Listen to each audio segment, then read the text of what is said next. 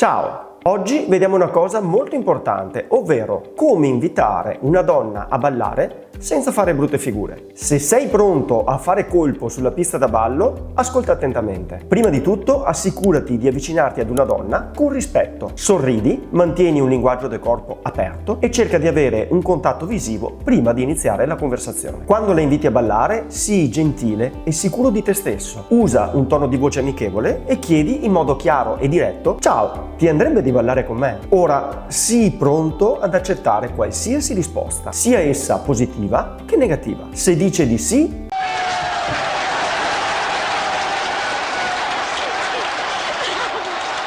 ringraziala e accompagnala gentilmente verso la pista da ballo. Se invece ti dice di no, Madonna, benedetta il coronel!